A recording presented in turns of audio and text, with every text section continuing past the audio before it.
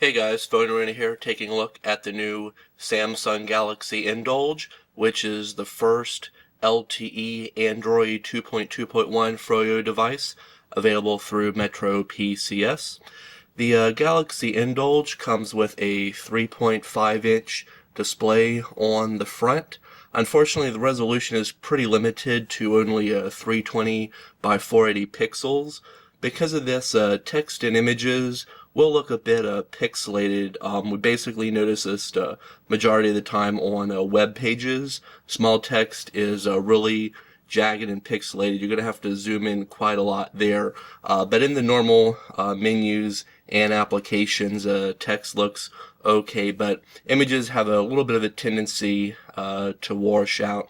Below that you have four standard buttons here for going to the menu, home screen, back, and search. For some reason these aren't illuminated, so at nighttime they're going to be completely black out, so you're going to have to kind of memorize by touch where these are, but that's not too hard to do. Still in all, it would have been nice if these were backlit. One of the nice things about the Galaxy Indulge is it has a sliding QWERTY keyboard, which is a lot easier to use than the on-screen keyboard since it's only a 3.5-inch display.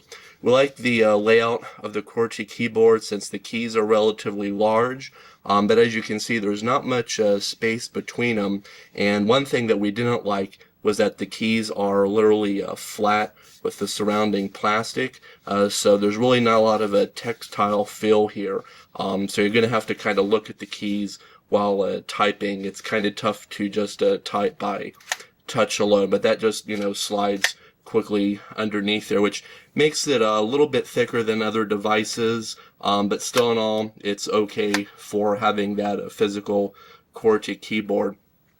Along the sides of it you have the volume rocker, your 3.5mm headset jack, camera power key, micro USB port, and a two-stop camera shutter key.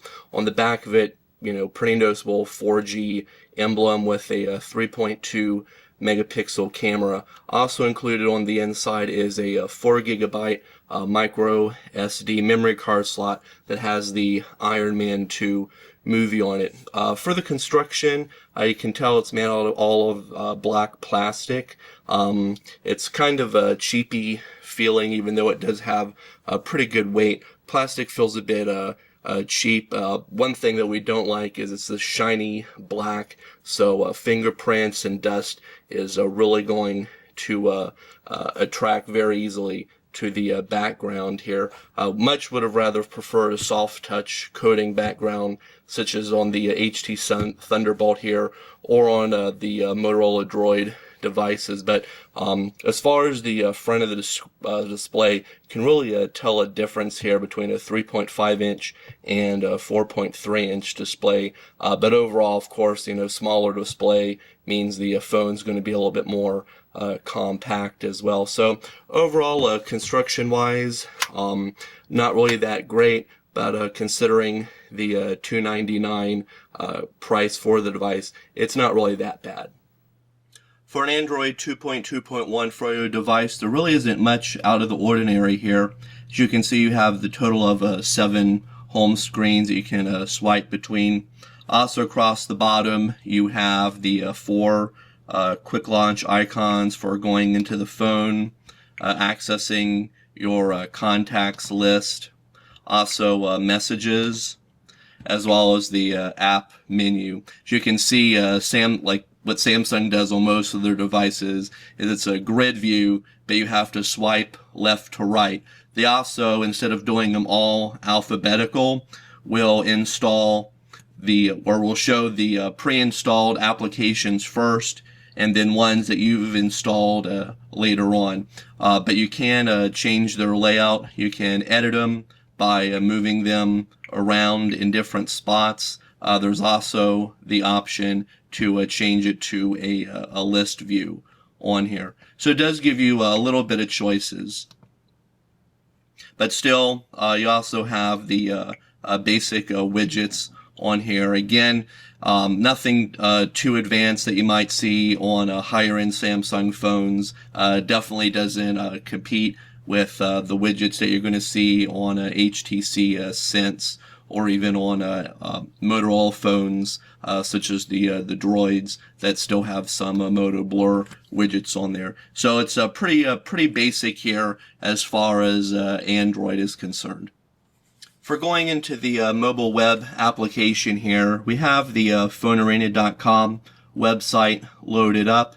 As you can see, since the display is small and doesn't have a really high resolution, small text is going to be pretty small and pixelated. You're going to have to zoom in pretty frequently here for to be able to view web pages.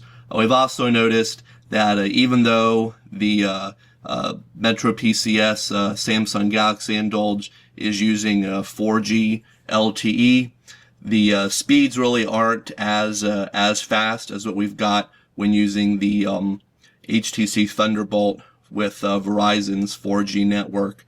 The PhoneArena.com webpage takes pretty long to load, right around a full minute or so, while on the HTC Thunderbolt it only takes about 18 to 22 seconds to fully load. So there's some definite speed differences here between the two 4G devices. In our opinion, the Metro PCS 4G is really more like a faster 3G network, maybe even consider it more 3.5G than 4G, because you're really not going to get high-speed downloads on the device. One clear way to show the difference in the speeds is by using the speedtest.net app.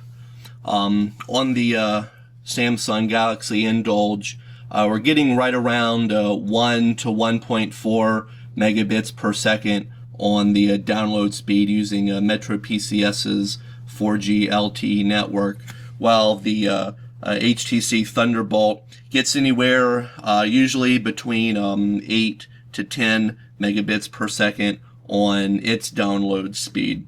So there's once again definite speed difference here, even though they're both 4G networks. Interesting though that Metro PCS is using 1700 and 2100 megahertz AWS 4G LTE network with only a 5 megahertz spectrum, while Verizon is actually using the 700 megahertz band with a 20 megahertz spectrum on there. So these are both operating at different frequencies and with different allocations of a spectrum. So that's probably the main difference here, why we're seeing such a speed difference between the two devices.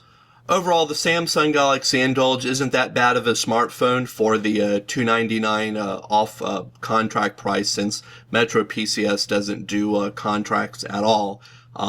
Rate plans go from $40, $50, and $60 a month depending on features, but if you want the unlimited web with 4G, you're going to have to go with the $60 a month rate plan, but of course that also includes unlimited data and voice calls on her as well.